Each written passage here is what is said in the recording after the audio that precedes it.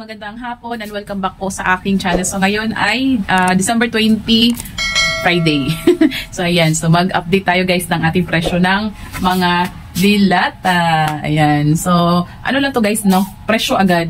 Kasi ako naman guys, pag nagpe-presyo ako nagtutubo ako ng mga dilata ko guys, like ang dilata is 23. Dinagdagdagan ko lang ng 3 or 4, ganon. Pero pag yung dilata guys na 50 pesos na, 10% lang. So magkano 10% sa 50, di ba? 5 pesos. Yun. Ganun lang ang patong ko guys. So, ganun. Basta 50 up, 10% na yan.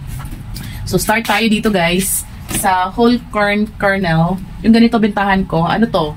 200 grams. Ang bentahan ko nito guys ay 45. Alam ko ang cost nito nasa 40.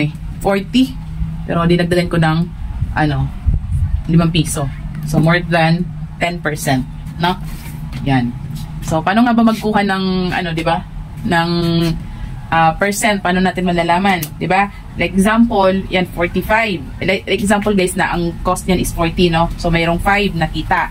So 5 nakita, divide natin dun sa 40 na cost. So ilang percent siya guys? Nasa 12.50%. Ganun lang kumuha ng percent. Tapos ito guys, hindi na 'to nabenta itong mega corn sardines. Kaya huwag kayo bumili. Mabenta. Ayan. Ano pa ba ito? Expiry nito. April 2025. Tagal na nito. Corn sardines. Hindi siya masarap. Ayan. So, hindi na ako umulit niyan. So, hindi ko siniraan, no? Madami na. May mega, naman ako mega sardines. Pero yun lang talaga yung corn sardines. Ang mga bata dumaan. Ingay. May sila ngayon dito guys. Tawag dito. Party. Mga estudyante.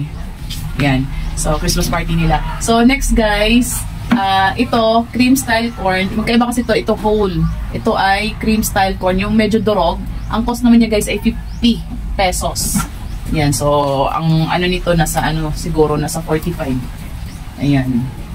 50 pesos. Din siya. Ito naman ay 425 grams. Yan. So, 425 din pala to. Pag dinrain mo kasi yung tubig, naging 200 grams na lang. Yan. Tapos yung rino ko guys ay 33. Yan. Yung malaki ko naman ay 65. Tapos yung green peas ko guys, 19 pesos. Yan. Tapos sardines ko na green, 26. Yung red at saka yung green, 26. Tapos yung ligo ko guys ay 28. Ang cost nito ay nasa 24. Ang cost nito, dinagdagan ko siya ng 4. Diba? Laki. So, ilang percent yun?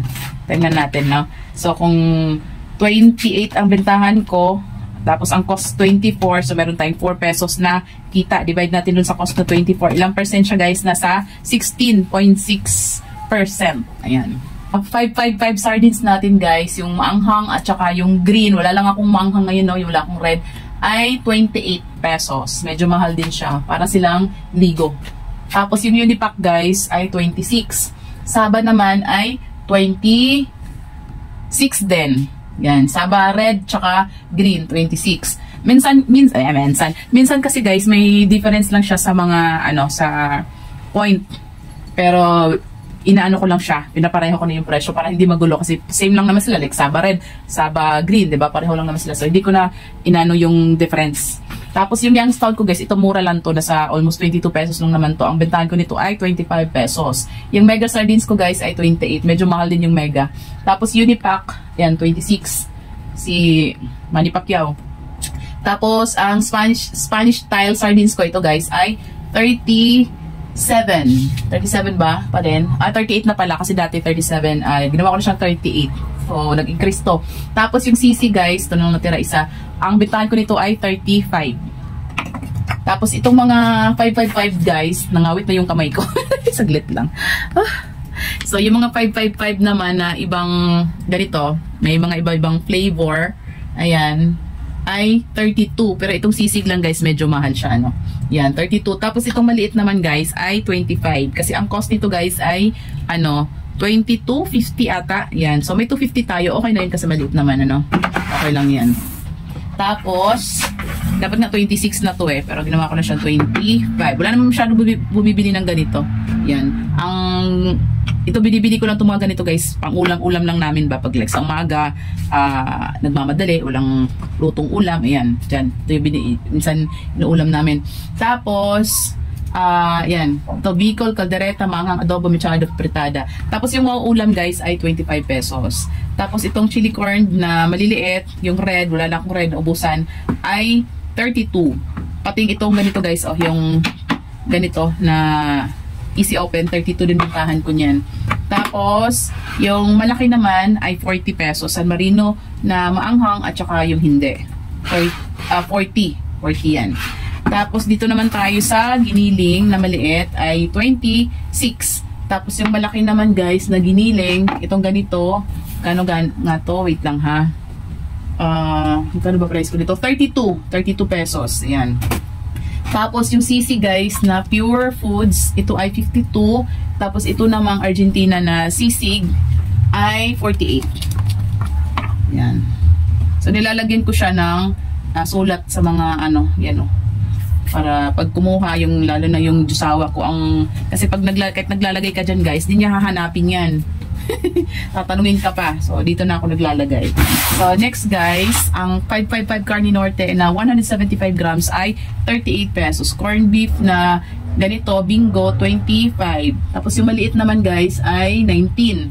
Tapos yung corn beef na maliit na 100 grams, Argentina, ay 30 pesos. Tapos, so yung ano naman natin guys, Argentina meatloaf na maliit ay 19 pesos. Tapos yung corn beef na 150 grams ay 38 pesos. Yung 175 grams naman guys, ito, medyo malaki dito sa 150. Ayan, ay 45 pesos. Tapos itong bingo na corn beef guys, ano lang to, 15 lang ata to. 15, yan, mura lang talaga yan. 19 pala, ito bingo corn beef na maliit, 19. So, yan. Tapos, itong corned beef na malaki, 260 grams ay 63. Ay, 65 pala na. Dati kasing 63 to. Ngayon, 65 na pala siya.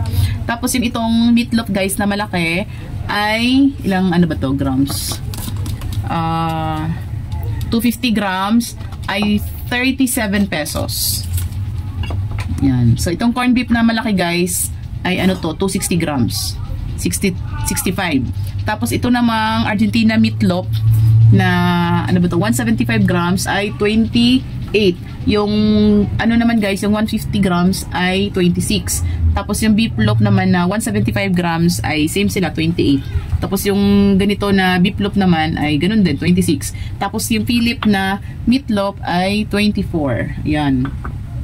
So sa maling naman guys na maliit, yun, may maling tayong malaki dito, ito na lang natira no, 130 pesos. Ayan, mading na malaki. Tapos yung maliit naman guys ay 75 pesos. Ayan. Tapos yung ating luncheon meat. Magbisaya talaga, minsan nadudulas. So yung luncheon meat natin na pure foods ay 37. Yung malaki naman guys ay 93. Ayan. Tapos yung Vienna sausage natin ay 34. 34 ba? Ay 31 pala, sorry. 31. Tapos yung malaki 46. Tapos yung Ligo sardines guys na malaki ay 69. Ayan, 69. Tapos yung mackerel na ganito ay 85. Tiga bunga guys ay 105. Yan, malaki. Tapos yung Hokkaido malaki ay 88. Yan, sa mga ganito guys, ano tayo, 10%, mga ganyan, 10% kasi medyo mahal na nga siya. Tapos tiga bunga na maliit 48, saba na ganito ay ano to, 50. Tama ba? 53 pala, 53. Unipack 38. Yan, 38. Hokkaido 40, saba mackerel na ganito ay 38. Ito mabenta sa akin to guys. Ano, masarap kasi siya. Tapos yung ganito Century Chunky, hindi siya masyadong mabenta, hindi mabenta masyado to sa akin dito, no? Na tenga na nga siya anong expiry nito na natin. So, baka bukas ano natin pang almusal. 2026 pa naman ang March. Ayan. So magkano nga ba? 34. Yan, 34. Century tuna guys na maanghang at saka hindi. Lah, ito na lang natira, grabe. Mabilis lang ito mahubos. Ano to sa akin? 40 pesos. Tapos yung flakes in oil naman na 555. Ito spicy at saka yung spicy at saka yung hindi ay 36 pesos. Tapos yung Jolly, ano to, mushroom. May price to dito, wait lang. Ito ay 40 pesos. Ayan, 40 pesos. Yan. Tapos dito naman guys, sa ating mga condensed milk na maliit, Alaska 40. Evaporado na maliit guys ay 22. Tapos itong red na puti ang ano, ito to classic na Alaska na evaporated milk din siya ay 33. Medyo mahal to oh. Itong ano na yan, Alaska. Ito ba guys? Ito, mahal siya. Yan. Kasi ito mura lang to 22 eh. Tapos, yung Alaska ko naman na evaporada ay 40. Dati 39, ngayon 40 na. Tapos, yung Alaska condensada na ganito guys ay 60 pesos. Tapos, yung cowbell ko naman ay 50. Pero, yung mga bago kong price niyan guys, nasa likod kasi medyo nagmura na siya. Hindi ko na binago guys kasi may presyo na kasi to. Pero, yung bago kong price niyan, yung sa likod na ano, cowbell, hindi ko malang makita dito. Ayan. Yan. Diyan. Ay, ano na yan? 47. So, yan. Yan yung ating presyo ng mga dilata.